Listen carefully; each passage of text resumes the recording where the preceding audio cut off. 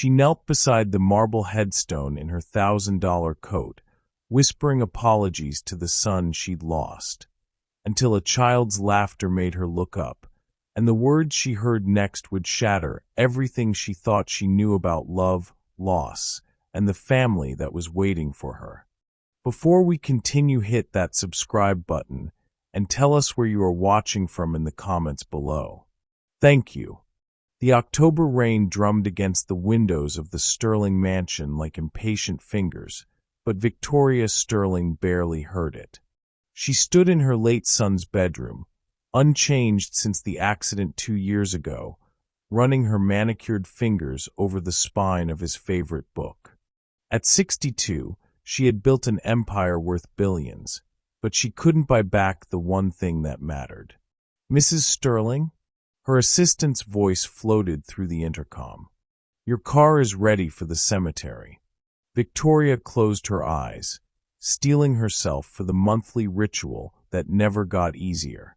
She'd visit Daniel's grave, leave his favorite white roses, and pretend that the hollow ache in her chest was healing. The media called her the Iron Lady of Finance, but iron could rust, and she was corroding from the inside out. 40 minutes later, she walked through Willowbrook Cemetery's gates, her heels clicking against the wet pavement. The place was nearly empty, exactly how she preferred it. No curious stares, no whispered condolences, no reminders of the life she'd lost when her only child's car skidded off that bridge. Daniel's grave sat beneath an old oak tree, the marble headstone reading, "Beloved Son," in elegant script. Victoria knelt carefully, her Chanel coat spreading around her like black wings, and began arranging the white roses with the same precision she applied to billion-dollar deals. "I'm sorry, baby," she whispered, her voice cracking despite her efforts to stay composed. "I'm so sorry I couldn't save you. I'm sorry I was always working when you needed me. I'm sorry I never told you enough how proud I was." The words caught in her throat like thorns. Meanwhile, across town, Amara Washington was rushing through her morning routine in her cramped studio apartment. At 28, she moved with the efficiency of someone who'd learned to stretch every minute, every dollar, every drop of hope. Her 3-year-old daughter, Maya, sat at their tiny kitchen table, carefully coloring in a book while humming a tune that made Amara's heart both soar and break. "Mama, look." Maya held up her drawing, a stick figure family with 3 people holding hands under a rainbow. "That's you, me, and who, sweetheart?" Amara asked, though she dreaded the answer. "Daddy Daniel. He's in heaven, but he still loves us, right, Mama?" The crayon slipped from Amara's fingers, clattering to the floor. She knelt beside her daughter, smoothing back her curly hair that caught the light exactly like Daniel's used to. "Yes, baby. He loves us very much." But Maya had never met her father. Daniel Sterling had died in that car accident before she was born, never knowing he'd left behind a daughter with his smile and his mother's fighting spirit. Amara had carried this secret for 3 years, watching from the shadows as Victoria Sterling built monuments to her grief while her granddaughter learned to walk, to talk, to dream. "Mama, can we visit Daddy today?" Maya asked, her voice small but hopeful. Amara's heart hammered against her ribs. She'd driven past the cemetery countless times, but never had the courage to go inside. What would she say? How could she explain that she'd loved Daniel with all her heart, but they'd kept their relationship secret? That she'd been just a waitress at his favorite coffee shop, someone he'd smile at when his mother wasn't looking? "Please, Mama." Maya's dark eyes, so much like her grandmother's, pleaded silently. Amara looked at her daughter, at the drawing of the family Maya longed for, and felt something crack open in her chest. Maybe it was time to stop hiding. Maybe it was time to let Maya meet the only family she had left. "Get your coat, baby," she said, her voice barely steady. "Let's go see Daddy." What do you think drives a mother to keep such a life-changing secret? Share your thoughts below. Have you ever had to make an impossible choice to protect someone you love? The cemetery felt different with Maya's small hand tucked inside hers. Amara's pulse quickened as they walked down the winding path, past weathered headstones and sleeping flowers. She'd memorized the location from online obituaries, Section C, beneath the old oak tree. Her legs felt unsteady, like she was walking toward a cliff edge. "Is it far, Mama?" Maya asked, her voice echoing in the quiet space. "Just a little further, sweetheart." Amara's throat was dry. What if someone saw them? What if Victoria Sterling was there? The woman's face had been burned into her memory from countless magazine covers and news articles. Sharp cheekbones, steel-gray eyes, an expression that could cut glass. They rounded the corner, and Amara's heart stopped. There, kneeling beside Daniel's grave in an expensive black coat, was Victoria Sterling herself. Her silver hair was pulled back in a perfect chignon, but her shoulders shook with barely contained sobs. White roses lay scattered around the headstone like fallen snow. Amara froze, every instinct screaming at her to turn around, to run. But Maya had already seen the grave, already read the name carved in marble with the careful precision of a child learning to sound out words. "Daniel Sterling," Maya whispered, then louder, with dawning recognition. "Daddy Daniel." Victoria's head snapped up, her tear-stained face morphing from grief to shock to something harder. Her eyes swept over Amara, taking in the worn jeans, the second-hand coat, the way she clutched Maya's hand like a lifeline. "Excuse me." Victoria's voice was ice over steel. "This is a private moment." But Maya had already pulled free from Amara's grasp, her small legs carrying her toward the headstone with the fearless determination of a child who'd finally found what she'd been searching for. "Daddy," she called out, dropping to her knees beside the grave. "Mama said you were sleeping here, but you're not really sleeping, are you? You're in heaven watching us." The color drained from Victoria's face. She looked from Maya to Amara, her sharp mind already calculating, already building walls. "What is this? Some kind of sick joke?" "No," Amara's voice came out as a whisper. She forced herself to step closer, her legs shaking. "No joke. I'm Amara. This is Maya. She's Daniel's daughter." The words hung in the air like a held breath. Victoria's eyes widened, then narrowed to dangerous slits. "That's impossible. Daniel never. He would have told me if he had a child." Maya looked up from the grave, her face bright with innocent joy. "Grandma Victoria, Mama showed me your picture. You're even more beautiful than on TV." The endearment hit Victoria like a physical blow.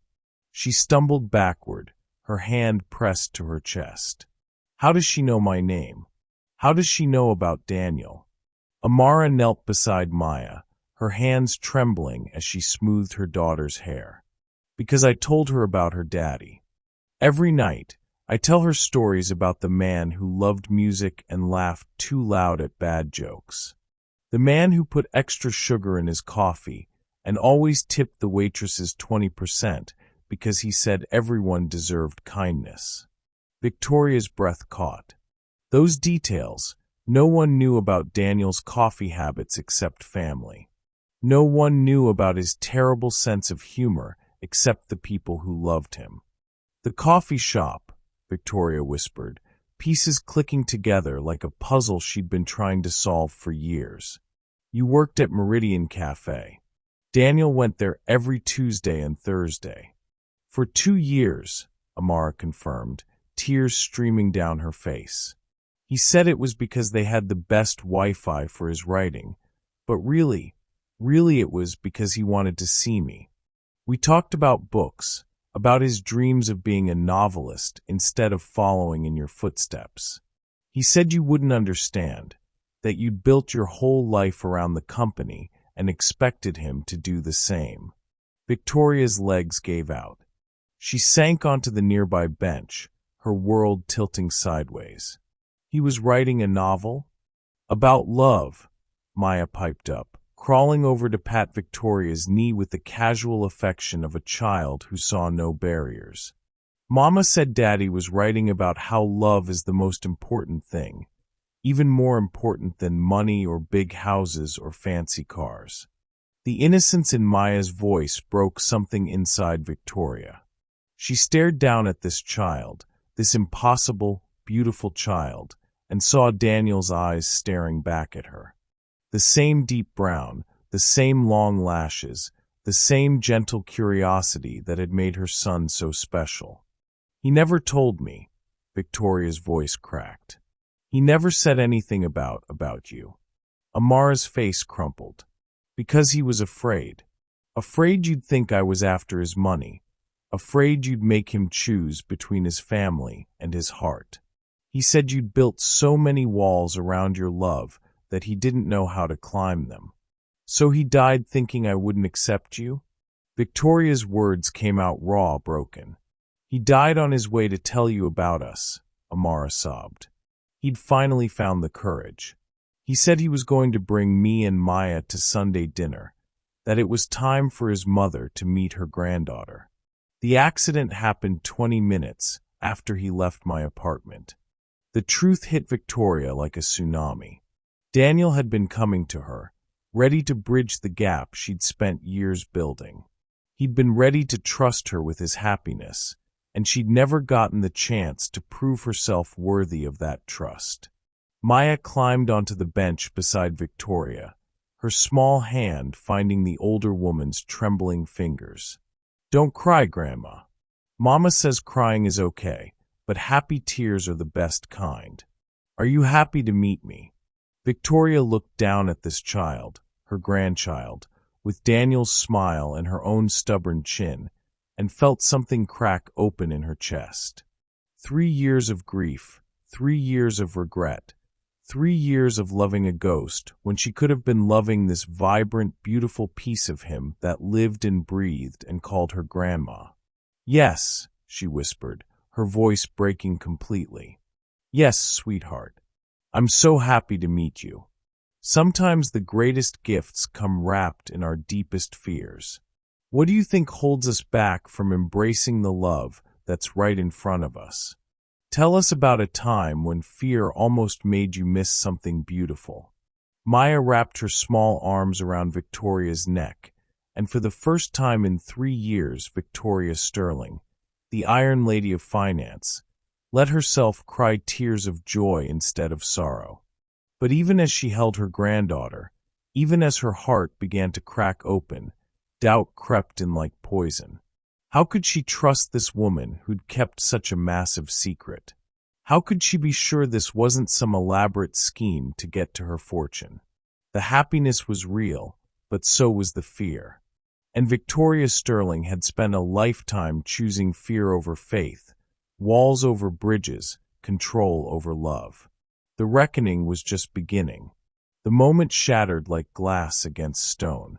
Victoria pulled back from Maya's embrace, her business instincts kicking in like armor snapping into place.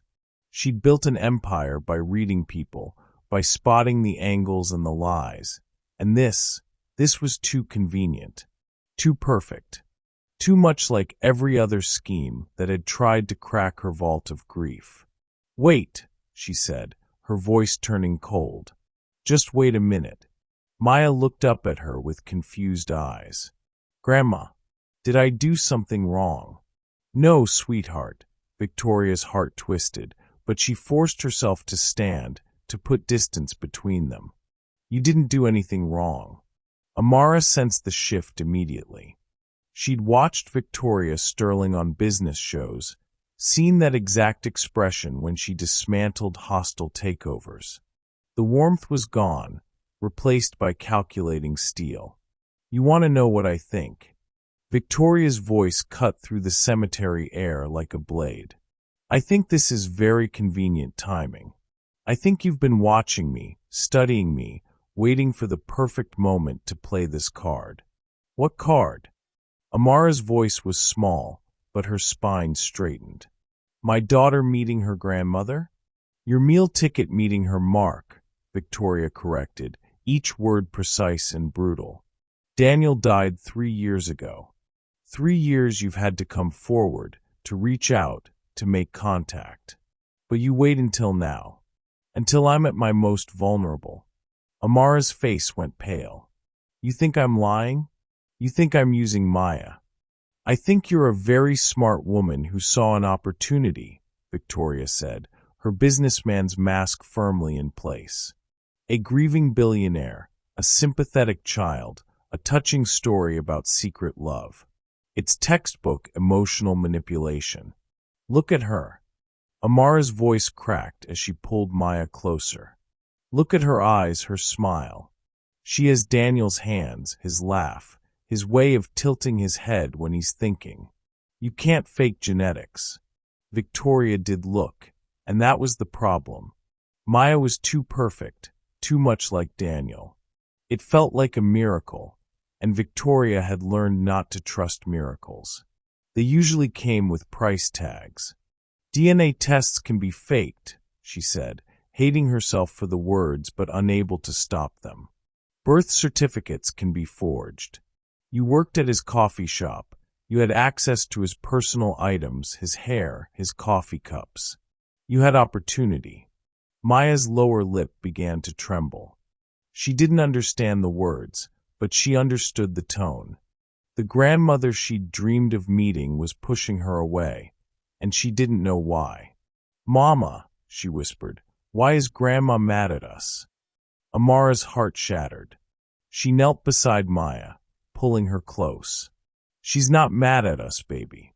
She's just scared. I'm not scared, Victoria snapped. I'm careful. I'm smart. I'm not going to let someone exploit my grief for financial gain. Financial gain? Amara's voice rose, anger finally matching Victoria's coldness. You think I want your money? You think I've spent 3 years raising your granddaughter alone, working double shifts, wearing second-hand clothes, choosing between groceries and heating bills. Also, I could one day trick you into what? A handout. Stranger things have happened, Victoria said, but her voice wavered slightly. I never asked you for anything. Amara stood, her hands shaking with rage. I never even planned to tell you.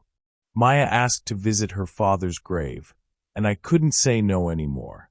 I couldn't keep lying to her about why she didn't have a daddy, why she didn't have grandparents, why we were all alone in the world. Then why now? Victoria demanded. Why today? Because she drew a picture. Amara's voice broke completely. She drew a picture of our family, and she included Daniel, and she asked if we could visit him, and I looked at my baby girl who's never had anyone but me, and I couldn't say no anymore.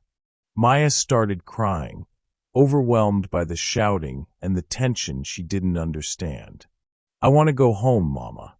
I want to go home right now. The sound of Maya's tears hit Victoria like a physical blow. She watched this child, this possible granddaughter, sob into her mother's shoulder and felt something twist inside her chest. But fear was stronger than love, wasn't it? Protection was smarter than trust. I think you should go, Victoria said quietly, her voice hollow. I think you should take your daughter and leave. Amara stared at her, tears streaming down her face. Just like that.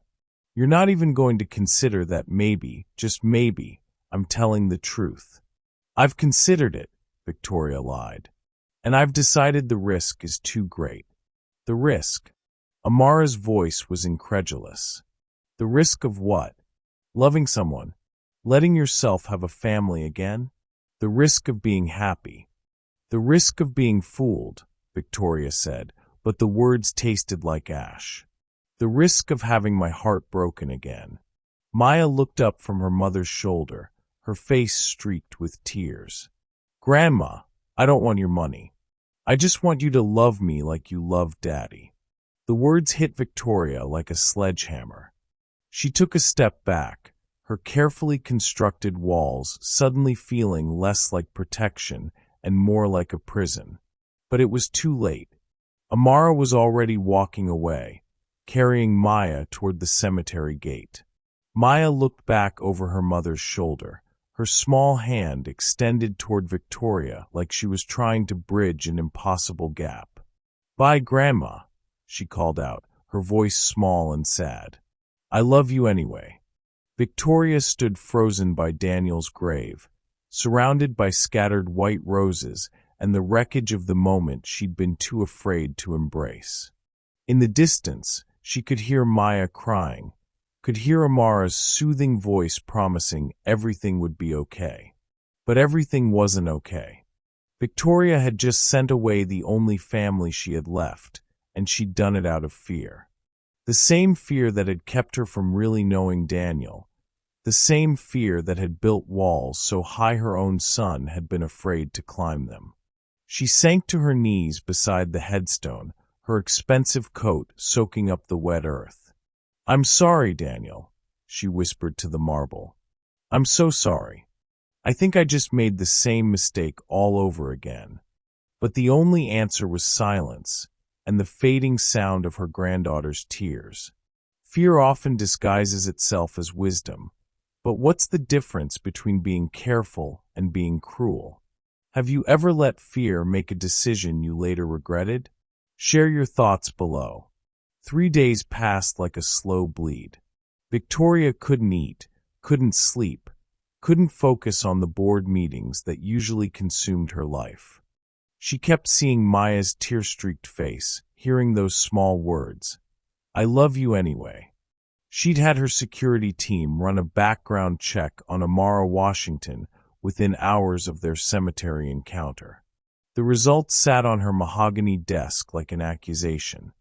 Single mother, 2 jobs, no criminal record, no history of scams or fraud. A clean life lived quietly, paycheck to paycheck. But information wasn't proof. Facts weren't truth. And Victoria had built her empire on the principle that everyone had an angle. "Mrs. Sterling?" Her assistant's voice crackled through the intercom. "Channel 7 is here for your interview about the Children's Hospital donation." Victoria straightened her blazer, buried the background check in her drawer, and prepared to be the Iron Lady again. But as she walked toward the conference room, something nagged at her, a detail from the report she couldn't quite place. The interview went smoothly until the reporter asked about her philanthropic motivations. "What drives your passion for helping children, Mrs. Sterling?" Victoria's prepared answer died in her throat. Instead, she saw Maya's face, heard her small voice asking why Grandma was mad. I believe every child deserves to know they're loved, that they matter, that someone is fighting for them." The reporter leaned forward. "That's beautiful.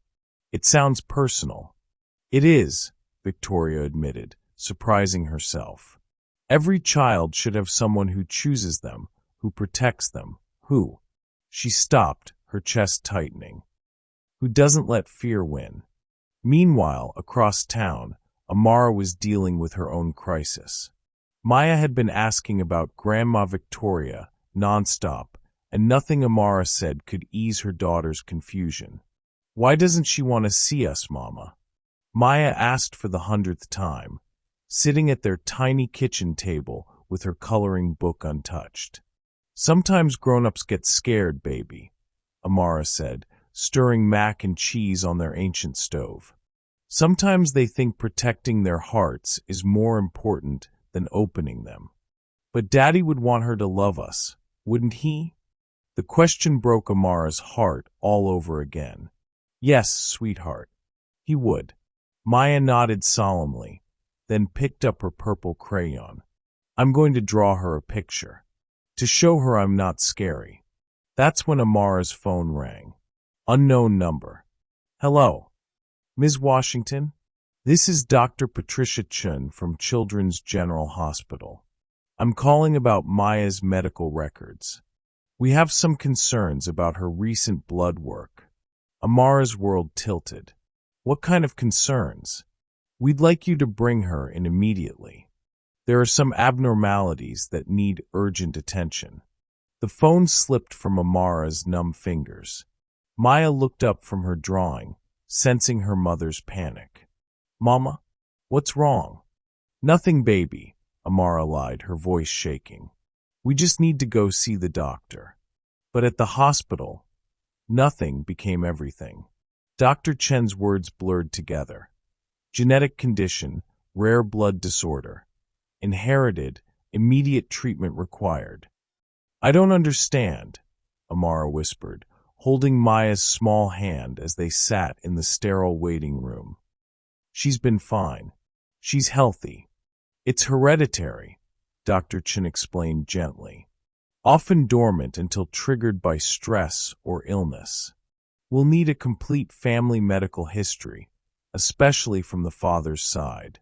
Any genetic predispositions, similar conditions. Amara's heart sank. Her father is deceased. I don't have access to his medical records. What about grandparents? Siblings? Anyone who might have family medical history? Victoria. Victoria would have Daniel's medical records, his family history, everything Maya needed. But Victoria had made it clear she wanted nothing to do with them. There might be someone, Amara said quietly. But I don't think she'll help. Ms. Washington, Dr. Chen's voice was serious. Maya's condition is treatable, but we need that family history to determine the best course of action. Without it, we're working blind. That evening, Amara sat in the hospital cafeteria, staring at her phone. Maya was sleeping in her room, hooked up to monitors that beeped with every heartbeat. The number for Sterling Enterprises glowed on the screen. She dialed before she could lose her nerve. Sterling Enterprises, how may I help you? I need to speak to Victoria Sterling. It's about her granddaughter. I'm sorry, but Mrs. Sterling doesn't take unsolicited calls. If you'd like to leave a message. Tell her Maya is sick, Amara interrupted, her voice breaking. Tell her Maya is in the hospital and needs her family's medical history. Tell her it's life or death. The line went quiet. Then, please hold. 5 minutes later, a familiar voice came through the phone, sharp and cautious. This is Victoria Sterling. She's sick, Amara said without preamble. Maya is in the hospital. The doctors say she has a genetic blood disorder, something inherited. They need family medical history from Daniel's side to treat her properly. Silence stretched between them like a chasm. Which hospital? Victoria asked finally. Children's General. Room 314. But Mrs. Sterling, I'm not asking for money or favors. I just need Daniel's medical records. Maya's life could depend on it. Another pause. Then, I'll be there in 20 minutes. The line went dead. Amara stared at her phone, hardly daring to hope. She'd played her last card, made her final plea. Now all she could do was wait and pray that Victoria's love for Daniel was stronger than her fear of being deceived. In her penthouse office, Victoria stood frozen, her phone still in her hand. Maya was sick. The child with Daniel's eyes and innocent smile was lying in a hospital bed, and she needed help. Help that only Victoria could provide. For 3 days, she'd questioned everything about their encounter. But this couldn't be faked. No one would put a child in the hospital for a con. No one would risk a genetic disorder for money. Unless. Victoria shook her head, disgusted with herself. Even her paranoid mind couldn't twist this into a scheme. Maya was sick, and she needed family. Real family. Victoria grabbed her coat and headed for the elevator. For the first time in 3 years, she was going to choose faith over fear. But as the elevator descended, doubt crept in like smoke. What if this was just another test? What if she opened her heart again only to have it shattered? The elevator doors opened, and Victoria stepped into the lobby. She had a choice to make: trust the woman who claimed to love her son, or let fear win again. She chose to drive to the hospital. When life forces us to face our fears, do we rise to the occasion or retreat further into our walls? Have you ever had to choose between protecting yourself and protecting someone you love? Share your thoughts below. Victoria Sterling had walked into boardrooms full of hostile investors, had faced down corporate raiders and bankruptcy threats, but nothing had prepared her for the sight of Maya in that hospital bed. Tiny and pale against the white sheets, connected to machines that monitored every breath, every heartbeat. She stood in the doorway of room 314, her hand frozen on the handle. Amara sat beside the bed, holding Maya's small hand, humming softly. She looked exhausted, her eyes red-rimmed from crying. "She's been asking for you," Amara said without looking up, somehow sensing Victoria's presence. Victoria stepped into the room, her heels clicking softly on the linoleum. "What do the doctors say?" "Thalassemia," Amara's voice was hollow. "A blood disorder where her body doesn't make enough healthy red blood cells. Dr. Chen says it's hereditary, usually Mediterranean or Middle Eastern in origin. They need to know if Daniel had any genetic markers, if anyone in your family." Victoria's breath caught. Mediterranean heritage. She sank into the chair across from Amara, memories flooding back like a dam breaking. "My grandmother," she whispered. "My father's mother. She was from Greece. She died when Daniel was 10, but before that—" Victoria's voice trailed off as she remembered. "Before that, what?" Amara pressed gently. "She was always tired, always pale. The doctors back then, they didn't know what it was. They called it weak blood. She needed transfusions near the end, but even those didn't help much." Maya stirred in her sleep, making a small sound. Both women leaned forward instinctively, the protective gesture so similar it was unmistakable. "There's something else," Victoria said quietly. "Daniel, when he was young, maybe 7 or 8, he had similar episodes. Fatigue, weakness. Our family doctor said he'd grow out of it, and he seemed to. But now Maya has it," Amara finished. "And she needs treatment." Victoria pulled out her phone. "I'm calling my personal physician. He'll have all of Daniel's medical records, genetic testing results, everything. Whatever Maya needs." As Victoria made the call, speaking in low, urgent tones about medical records and genetic histories, Amara studied her face. The hard businessman's mask was gone, replaced by something rawer, more human.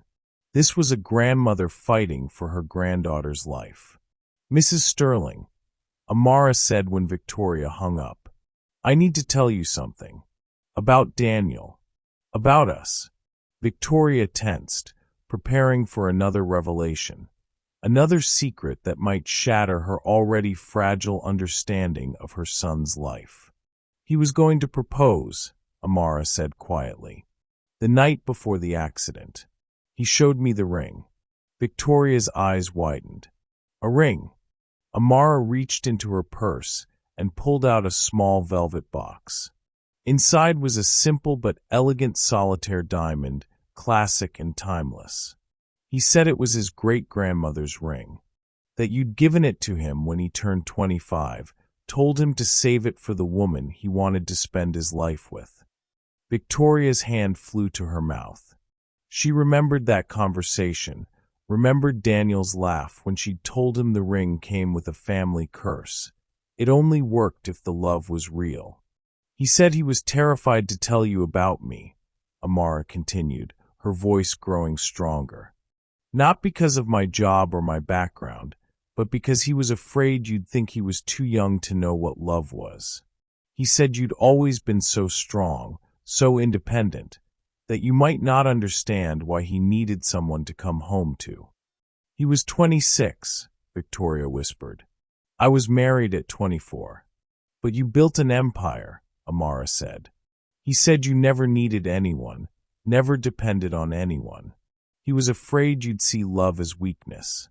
Victoria's heart cracked open a little more. I did need someone. I needed him. After his father died, Daniel was everything to me. But I was so afraid of losing him that She stopped, the truth too painful to voice. That you pushed him away instead, Amara finished gently. I thought if I made him strong, independent, successful, he wouldn't need anyone. He wouldn't get hurt. Victoria's voice broke. I taught him that love was a risk instead of a gift. Maya's eyes fluttered open, focusing slowly on the two women beside her bed. Mama, why are you crying? Happy tears, baby, Amara said, wiping her eyes. Grandma Victoria brought Daddy's medical history to help the doctors make you better. Maya turned to Victoria with a smile that was pure Daniel. You came back. I came back, Victoria confirmed, reaching out to stroke Maya's cheek. And I brought something else. She pulled out her phone and scrolled to a photo. Daniel at Maya's age, grinning at the camera with chocolate cake smeared on his face. This is your daddy when he was little, Victoria said. You have his smile. Maya's eyes lit up. Really? Can you tell me more about him? Victoria looked at Amara, who nodded encouragingly. Well, Victoria began, settling more comfortably in her chair. Your daddy once tried to bake me a birthday cake when he was 5. He used salt instead of sugar and didn't understand why I cried when I tasted it. Were you sad? Maya asked, concerned. No, sweetheart. I was happy, because he'd tried so hard to do something nice for me, even though he was just a little boy. As Victoria shared more stories, Daniel's first day of school, his terrible attempts at piano lessons, the way he used to leave her flowers picked from the neighbor's garden, Amara saw a different side of the woman who'd dismissed them so coldly just days before. This was a mother who'd loved fiercely, but imperfectly.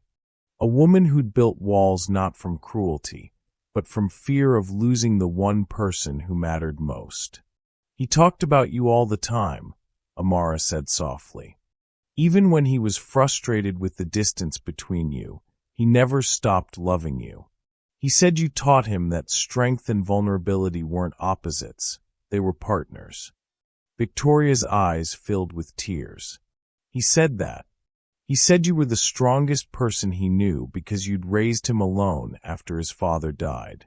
Because you'd built something lasting and meaningful. He wanted to make you proud, but he also wanted to show you that love could make him stronger, not weaker. And then he died on his way to tell me that, Victoria whispered. He died believing you'd accept us, Amara corrected. He died with hope, not fear. Dr. Chen chose that moment to enter with a tablet full of test results. Good news, she announced.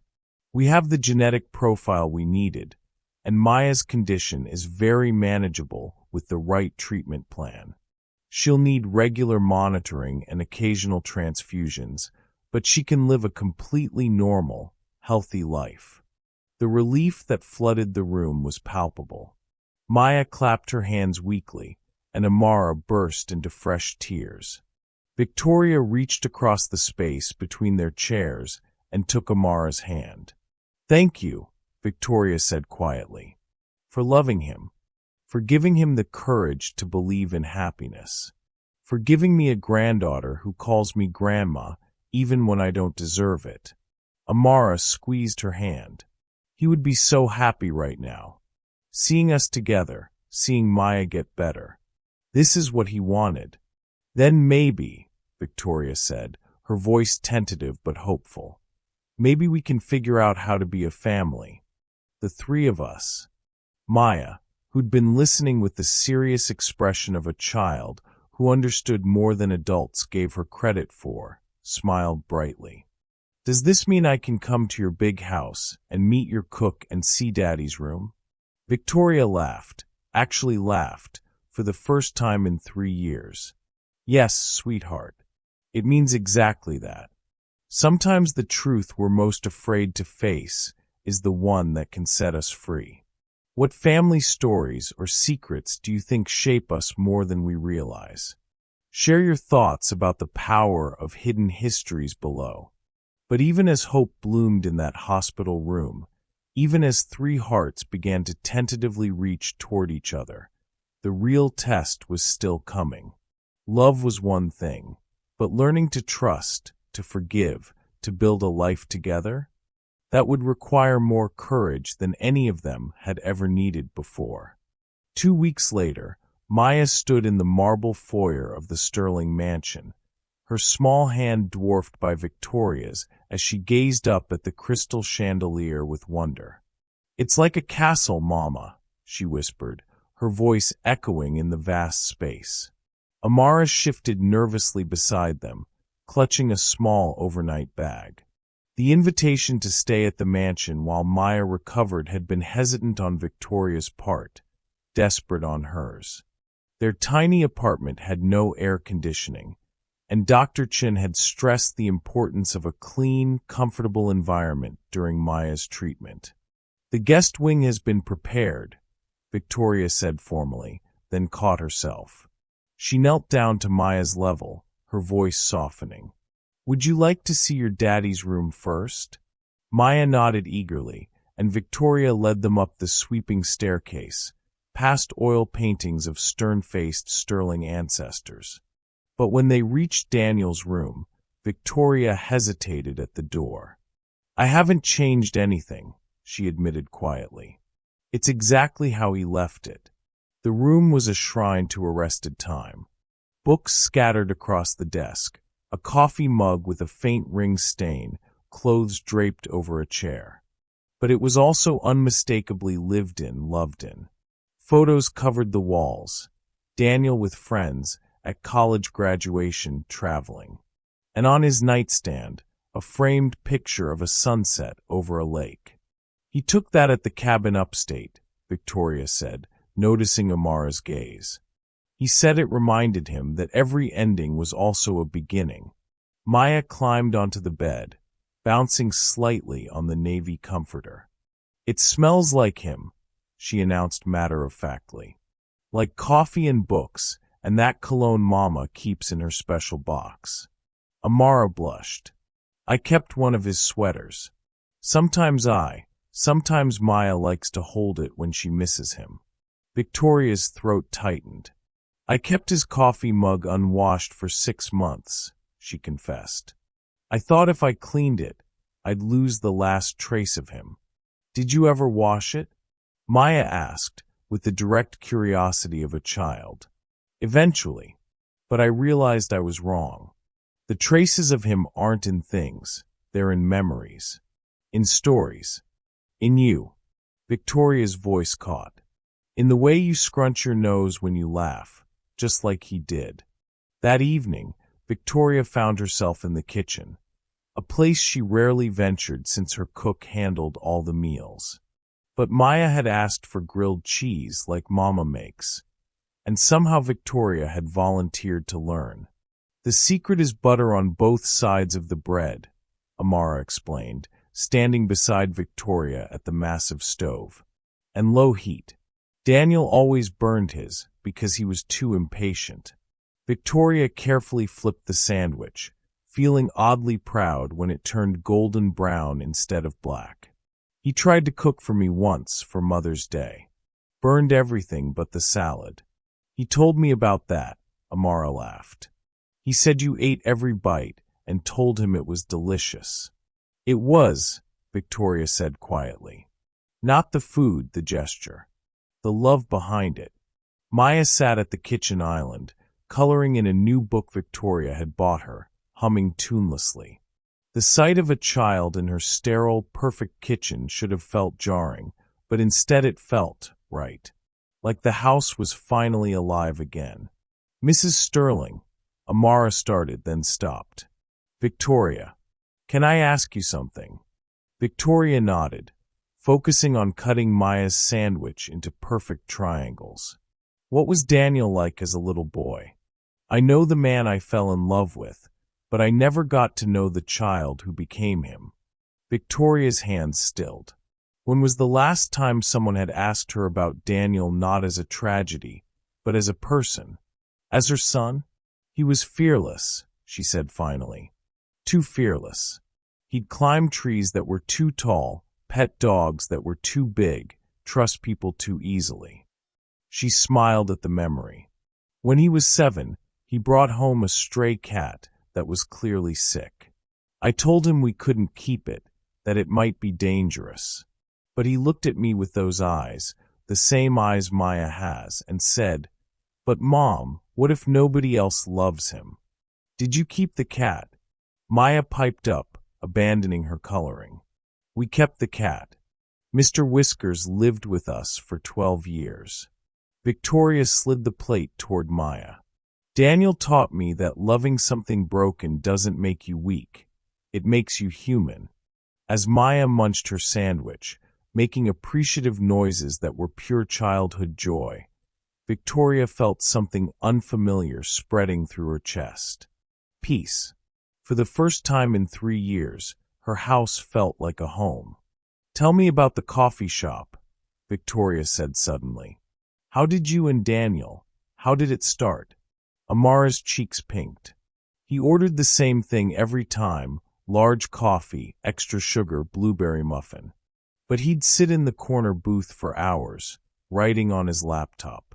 I thought he was either really dedicated to his work or really lonely." "Probably both," Victoria murmured. "One day, I brought him a fresh muffin without him asking.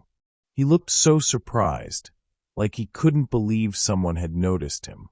That's when I realized this incredibly handsome, obviously wealthy man was just shy." Victoria's eyebrows rose. "Daniel? Shy. Around women, yes. He told me later that he'd never learned how to talk to someone he was actually interested in. Said his mother had taught him to be charming in business meetings, but not in coffee shops." A laugh escaped Victoria before she could stop it. "I did tell him that charm was a tool for negotiations. Well, he finally worked up the courage to ask me about the book I was reading on my break. Pride and Prejudice. We talked for 20 minutes about Elizabeth Bennet and whether love could really overcome social differences." "And what did you decide?" Victoria asked, genuinely curious. "That love doesn't overcome differences. It transforms them from obstacles into adventures." Victoria considered this. Daniel always did like adventures. They sat in comfortable silence, watching Maya finish her sandwich and return to her coloring. The scene was so domestic, so normal, that Victoria almost forgot to be afraid. "I have something for you," she said suddenly, standing and walking to a drawer she hadn't opened in months. Inside was a small jewelry box, and inside that a delicate gold locket. "This was my mother's," Victoria explained, opening it to reveal a tiny photo of a young woman holding a baby. "She gave it to me when Daniel was born, said it was meant to be passed down to the women who loved sterling men." Amara's eyes filled with tears. "Victoria, I can't." "You can," Victoria interrupted gently. "You loved my son. You gave him happiness. You gave him purpose. You gave him." She looked at Maya, who was now drawing a picture of 3 stick figures holding hands. "You gave him forever." With trembling fingers, Amara allowed Victoria to fasten the locket around her neck. The gold felt warm against her skin, like an embrace. "Thank you," she whispered. "Thank you," Victoria replied, "for bringing joy back into this house, for bringing life back into my life." Maya looked up from her drawing, smiling that radiant smile that was pure Daniel. "Are we a family now?" Victoria and Amara exchanged a look, tentative, hopeful, real. "Yes, sweetheart," Victoria said, her voice steady for the first time in weeks. "We're a family now." But even as the words left her lips, even as warmth flooded her chest, a small voice in the back of Victoria's mind whispered warnings. She'd been hurt before. She'd lost before. What if this happiness was just another setup for heartbreak? She pushed the thought away, choosing for once to live in the moment. But fear, once awakened, was not so easily silenced. How do we learn to trust again after we've been broken? What small moments help heal big wounds? Share below about a time when someone's simple kindness helped you believe in love again. For 3 blissful weeks, the Sterling mansion hummed with life. Maya's laughter echoed through halls that had been silent for years. Amara's gentle presence softened edges that Victoria had forgotten were sharp.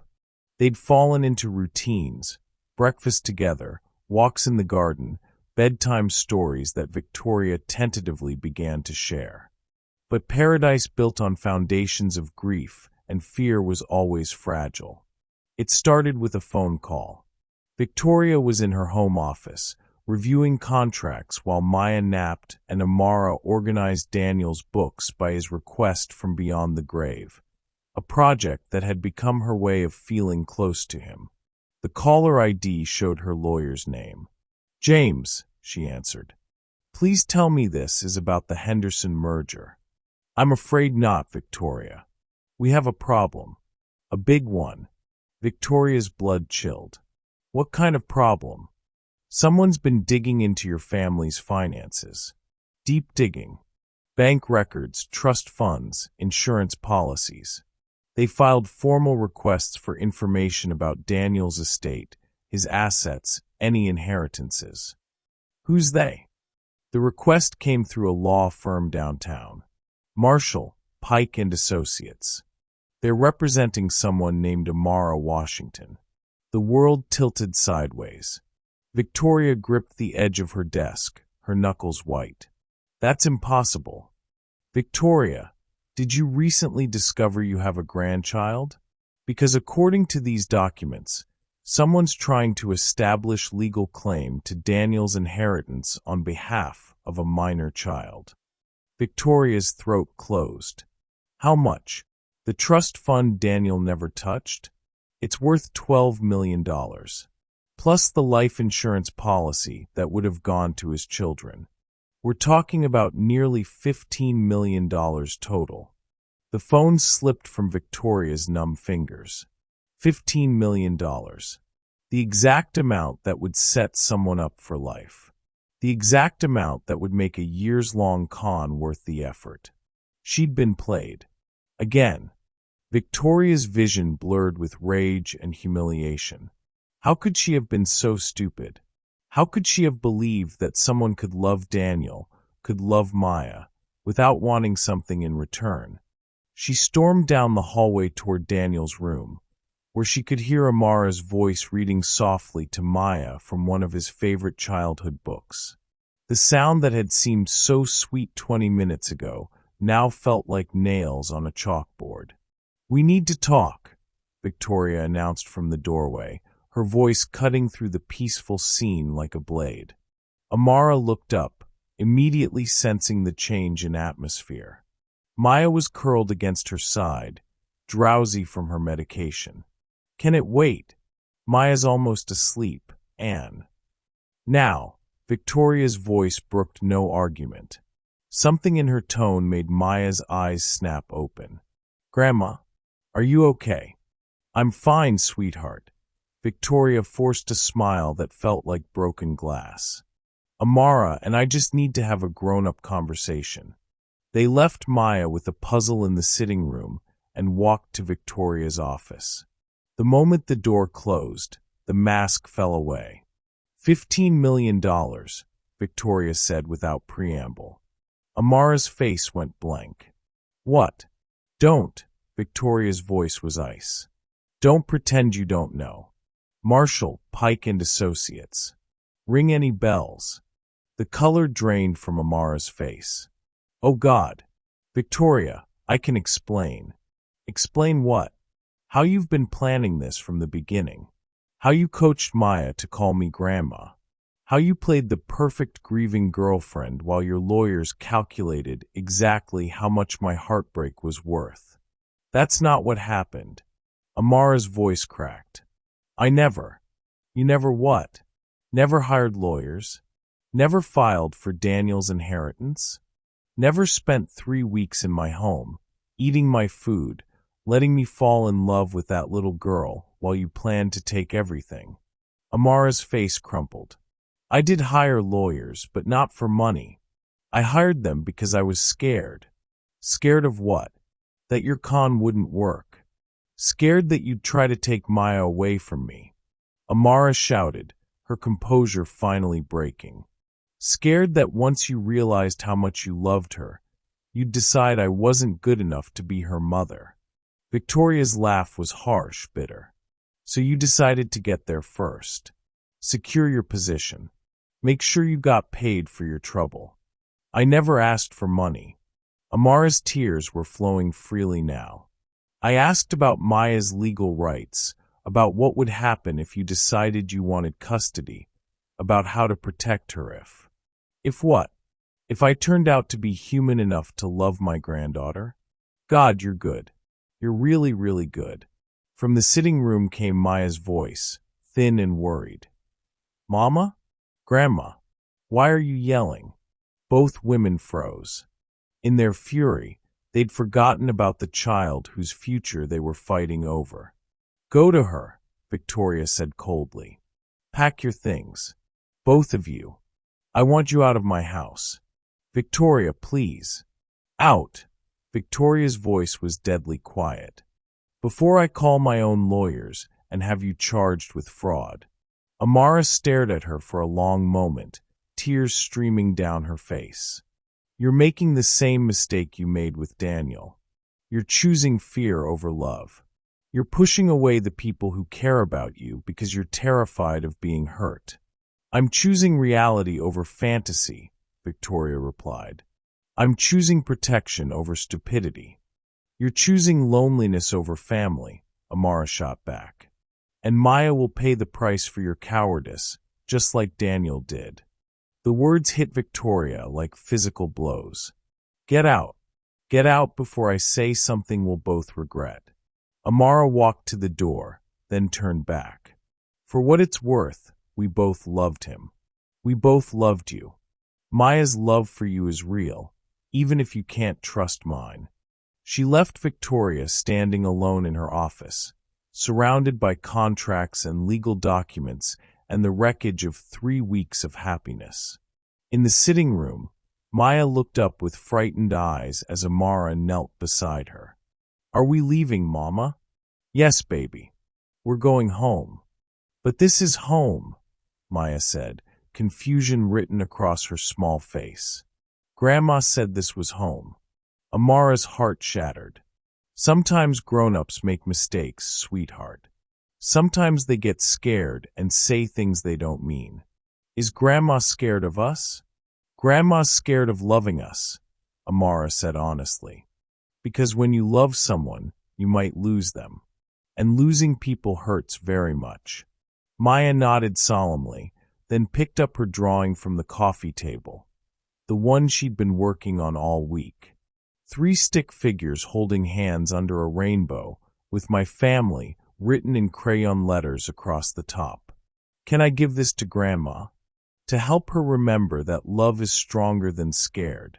Amara bit back a sob. Of course, baby. They found Victoria still in her office, staring out the window at the garden where Maya had chased butterflies just that morning. Grandma. Maya's voice was small. I made this for you. Victoria turned, and Maya saw that her eyes were red and sad. She held out her drawing with both hands. It's our family, Maya explained. Mama says you're scared of loving us, but I'm not scared of loving you. Love isn't scary, it's brave. Victoria took the drawing with trembling hands, staring at the 3 figures that looked so happy, so whole, so possible. I love you, Grandma, Maya said simply. Even if you can't love me back right now. Victoria's carefully constructed walls finally collapsed. She knelt down and pulled Maya into her arms, sobbing into her small shoulder. I love you too, sweetheart. I love you so much it terrifies me. Then why are we leaving? Maya asked, her voice muffled against Victoria's designer blouse. Victoria looked over Maya's head at Amara, who stood in the doorway with their packed bags, her face streaked with tears. Because sometimes, Victoria said quietly, love isn't enough. But even as she said it, even as she watched Amara carry Maya away, even as she heard the front door close with finality, Victoria knew she was wrong. Love was enough. Love was everything. She just didn't have the courage to choose it. When fear and love go to war in our hearts, which one wins? Have you ever pushed away someone you loved because trusting them felt too risky? Tell us about a time when fear made you your own worst enemy. Victoria sat alone in her mansion for 3 days, surrounded by silence that felt like a tomb. Maya's drawings were scattered across her coffee table. Amara's coffee mug sat unwashed in the sink. The guest room still smelled faintly of the lavender lotion Amara used before bed. Every rational part of her mind insisted she'd made the right choice. The lawyer's documents were real. The inheritance claims were legitimate. She'd protected herself from being used, manipulated, destroyed. But rationality couldn't explain why she kept finding herself in Maya's favorite spot by the garden window, or why she'd called Dr. Chen twice to check on Maya's treatment, or why she'd fired her lawyer when he suggested pursuing fraud charges. You're a mess, she told her reflection in Daniel's bedroom mirror. She'd been spending more time there, talking to his photographs, asking questions that had no answers. On the 4th morning, Victoria's housekeeper, Margaret, finally broke her usual professional silence. Mrs. Sterling? Margaret had worked for the family for 15 years, had watched Daniel grow up, had mourned with Victoria when he died. Forgive me for speaking out of turn, but that little girl, she left something for you. Margaret held out a small stuffed elephant, worn soft from years of love. She said Mr. Elephant helped her feel brave when she was scared, and she thought you might need him more than she did. Victoria took the toy with shaking hands. It was warm, as if Maya had just been holding it. The gesture was so purely generous, so innocent of calculation or manipulation, that it cut through every defense Victoria had built. Margaret, she said quietly, what do you think? About Amara and Maya. Your honest opinion. Margaret straightened, choosing her words carefully. I think that little girl loves you with the same pure heart Master Daniel had. And I think her mother looks at you the way Master Daniel always hoped you'd find someone to look at you. What do you mean? Like family, Mrs. Sterling. Like someone worth fighting for. That afternoon, Victoria found herself at James Morrison's law office, demanding answers she wasn't sure she wanted to hear. Tell me exactly what Amara Washington's lawyers requested, she said, settling into the leather chair across from his desk. James pulled out a thick file. Custody protection primarily. They wanted to establish Maya's legal relationship to Daniel, secure her inheritance rights, and create safeguards against potential custody challenges. Custody challenges from whom? From you, Victoria. The documents specifically mention concerns about a wealthy grandmother potentially using legal resources to separate mother and child. The words hit Victoria like cold water. She was protecting Maya from me? It appears so. There's no request for immediate financial disbursement, no attempt to access Daniel's accounts. Just legal protection for the child's future and her current living situation. Victoria stared at the papers, seeing them with new eyes. She thought I might try to take Maya away from her. Wouldn't you? James asked gently. If you believed Maya was your granddaughter, And you thought her mother was unfit or dangerous? The question hung in the air like smoke. Victoria thought about Amara, working 2 jobs, living in a studio apartment, struggling to afford Maya's medical treatment. From the outside, it might look like neglect. But from the inside, Victoria now knew it was pure love doing whatever it took to survive. She was scared, Victoria whispered. She was scared of me. Victoria, there's something else. Something I think you should know. Victoria looked up, bracing herself for another revelation. Amara Washington never accessed a penny of Daniel's inheritance. It's been sitting untouched for 3 years. She qualified for emergency assistance when Maya was born, could have claimed support payments, could have reached out at any time. But she never did. Why not? According to her initial consultation notes, she said she didn't want Daniel's family to think she'd only loved him for money. She wanted to prove she could raise Maya on her own first. Victoria's heart cracked open completely. Amara had spent 3 years in poverty, struggling and sacrificing, rather than take money that legally belonged to her daughter. She'd chosen dignity over ease, pride over comfort, just like Daniel would have done. James, Victoria said slowly, I need you to do something for me. Meanwhile, in their tiny apartment across town, Amara was trying to hold her world together with willpower and prayer. Maya had been listless since leaving the mansion, asking repeatedly when they could see Grandma Victoria again. She doesn't want to see us anymore, baby, Amara had explained, her heart breaking with each word. But why? I gave her Mr. Elephant. I told her love was brave. Sometimes grown-ups forget how to be brave, Amara said, stroking Maya's hair. Sometimes fear makes them forget what really matters. Maya was quiet for a long moment. Then, Mama, are we poor again? The question was asked with the matter-of-fact acceptance of a child who'd learned not to expect too much from life. It destroyed Amara. We're not poor, sweetheart. We have each other. We have love. Those are the most valuable things in the world. But we don't have Grandma anymore. Amara closed her eyes, fighting back tears. No, baby. We don't have Grandma anymore. That evening, Maya's fever spiked. Dr. Chin had warned them this might happen. Stress could trigger episodes in children with Maya's condition. Amara rushed her to the emergency room, her hands shaking as she filled out forms she couldn't afford. Is there someone we can call? The nurse asked kindly. Family member? Emergency contact.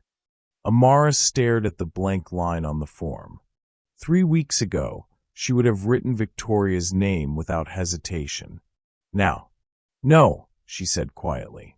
It's just us. But as Maya was admitted for observation, as Amara sat alone in the waiting room at 2 a.m., she found herself staring at Victoria's number in her phone. Pride warred with desperation. Fear battled love. Maya needed stability. Maya needed family. Maya needed the grandmother who'd held her and called her sweetheart and promised to always fight for her. Even if that grandmother had forgotten how to fight for love instead of against it. Amara's finger hovered over the call button. One phone call could change everything, or destroy what little dignity she had left. Across town, Victoria sat in her empty mansion, staring at Maya's drawing and holding Mr. Elephant. Every instinct told her to pick up the phone, to swallow her pride, to choose love over fear. But what if she called and Amara hung up? What if she'd burned that bridge beyond repair? What if she'd proven herself to be exactly the kind of person who didn't deserve a second chance? The silence stretched between them like a chasm neither woman knew how to cross. 2 hearts, both reaching for the same phone, both terrified of making the first move, both knowing that someone had to choose vulnerability over safety, hope over fear, love over pride. The question was, Who would be brave enough to take the leap? In your darkest moments, have you ever had to choose between protecting your pride and protecting your heart? What gives someone the courage to reach out when they're not sure they'll be welcomed back? Share your thoughts below about second chances and the bravery it takes to love again. Time was running out. Maya was sick. Hearts were breaking. And somewhere in the space between two phones and two stubborn, frightened women, the future of a family hung in the balance. At 3:17 a.m., both women reached for their phones at exactly the same moment. Victoria's finger had just touched the call button when her phone buzzed with an incoming call. Amara's name flashed on the screen, and Victoria's heart stopped. "Amara," she answered, her voice raw with 3 days of unshed tears. "Victoria." Amara's voice was broken, desperate. "I'm sorry to call so late, but Maya's in the hospital again. Her fever spiked and she's been asking for you. And I know you don't want to see us, but she's so little and she's scared, Anne." "Which hospital?" Victoria interrupted, already reaching for her coat. "Children's General, but Victoria, you don't have to. I'm on my way." Victoria was in her car before she'd even processed the decision. Fear and pride and all the walls she'd built crumbled in the face of one simple truth. Maya needed her, and nothing else mattered. She found them in room 318, Maya small and pale against the white sheets, Amara curled in the bedside chair like a guardian angel who'd forgotten how to sleep. Both looked exhausted, worn down by worry and separation. "Grandma." Maya's voice was whisper-thin, but her face lit up when she saw Victoria in the doorway. "You came." "Of course I came, sweetheart," Victoria said, moving swiftly to the bed. "I'll always come when you need me." She looked over Maya's head at Amara, whose eyes were red-rimmed and cautious. "How is she?" "Stable now. The fever broke an hour ago, but they want to keep her for observation." Amara's voice was careful, formal. "Thank you for coming. I know things between us are complicated." "Amara," Victoria said quietly, "we need to talk. After Maya falls asleep." But Maya wasn't ready to sleep. She was staring at Victoria with the intense focus of a child who'd learned that people could disappear without warning. "Are you still mad at us, Grandma?" Victoria's heart clenched. She sat on the edge of the hospital bed, taking Maya's small hand in both of hers. "I was never mad at you, sweetheart. I was scared." "Of what?" "Of loving you too much and losing you. Of having my heart broken again." Maya considered this with the seriousness of someone much older. "But Grandma, loving someone doesn't make you lose them. Not loving them makes you lose them." The wisdom hit Victoria like lightning. Out of the mouths of babes came the truth she'd been too afraid to see. She hadn't lost Daniel because she loved him too much. She'd lost precious time with him because she'd been too afraid to love him enough. "You're absolutely right," Victoria said, her voice thick with emotion. "I was being very silly."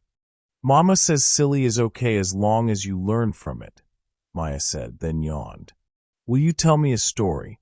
About Daddy when he was little?"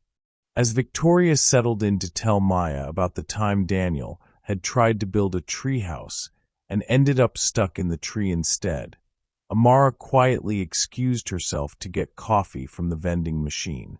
She needed air. She needed space. She needed to prepare herself for whatever conversation was coming.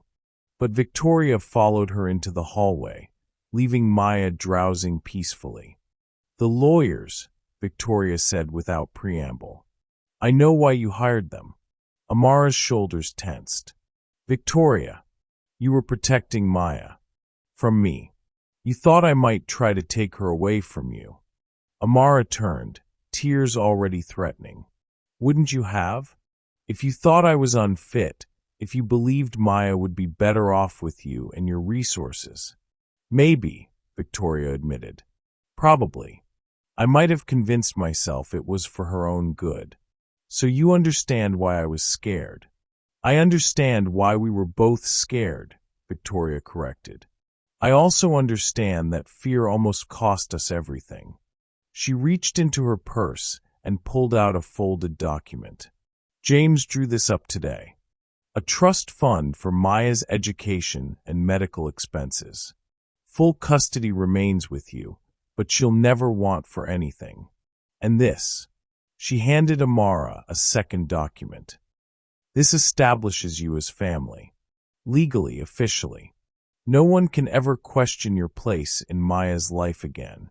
Amara stared at the papers, tears flowing freely. Victoria, I can't. This is too much. It's not enough, Victoria interrupted. It's not nearly enough to make up for what I put you through, what I put Maya through. But it's a start. Why? Amara whispered. After everything that happened, why? Victoria was quiet for a long moment, choosing her words carefully. Because 3 weeks ago, you brought life back into my dead house. You brought laughter into rooms that had been silent for years. You brought me a granddaughter who loves with Daniel's whole heart and challenges me with his fearless spirit. She paused, her voice growing stronger. Because you loved my son enough to keep his memory alive in his daughter. Because you raised that beautiful, wise, generous child on your own when you could have asked for help. Because you chose dignity over ease, love over money, courage over comfort. And because Victoria's voice broke completely. Because I can't lose another daughter. The word hung between them like a bridge finally built across an impossible chasm. Daughter, Amara whispered. If you'll have me, Victoria said. If you can forgive a foolish old woman who almost let fear destroy the most precious gift she'd ever been given. Amara didn't answer with words. She stepped forward and wrapped her arms around Victoria, and for the first time in 3 years, Victoria felt truly, completely home. They stood in the hospital hallway, 2 women who'd found each other through grief and chosen each other through love, holding tight to the family they'd almost lost. So we're keeping each other? Maya's voice floated from the room, where she'd been pretending to sleep, but actually eavesdropping with the skill of all curious children. We're keeping each other, Victoria confirmed, wiping her eyes as they returned to Maya's bedside. Forever and always? Maya asked, reaching for both women's hands. Forever and always, Amara agreed. Even when we're scared? Especially when we're scared, Victoria said, kissing Maya's forehead. Because love is braver than fear. You taught me that, sweetheart. Maya smiled, Daniel's smile, bright enough to light up the darkest night, and squeezed their hands tight. I knew you'd figure it out, she said with the confidence of a child who'd never doubted that love would win. Daddy told me in my dreams that love always wins if you're brave enough to choose it. 6 months later. The Sterling mansion hummed with life and laughter. Maya's artwork covered the refrigerator, her toys were scattered across the living room, and her voice could be heard from the garden where she was teaching Victoria the proper way to plant flower seeds. You have to whisper to them, Grandma, so they know they're wanted.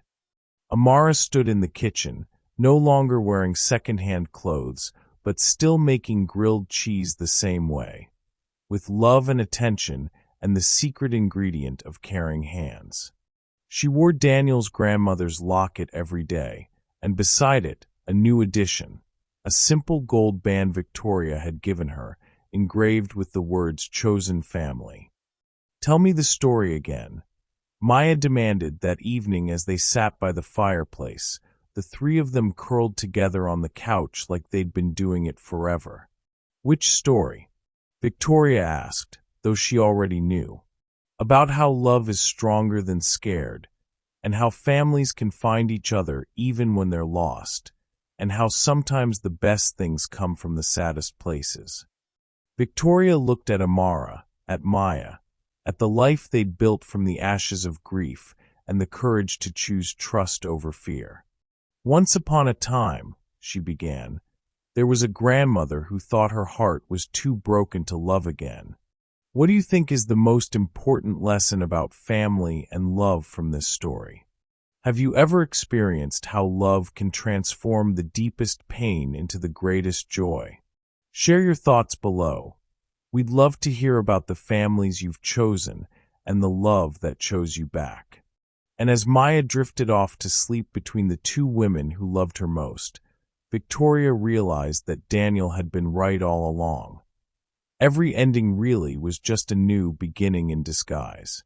Some stories end with loss. But the best stories, the ones worth telling, end with love finding a way to win, even when all hope seems lost. This was one of those stories. Thank you for following this emotional journey of three hearts learning to become one family. Love really does win when we're brave enough to choose it. If this story touched your heart, please hit that like button and let us know in the comments. Have you ever had to choose between protecting your heart and opening it to love? What moment in this story resonated most with you?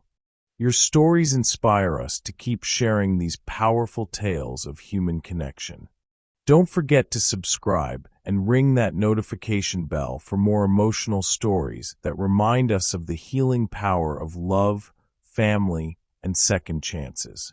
Until next time, remember, every ending is just a new beginning in disguise. Keep choosing love over fear.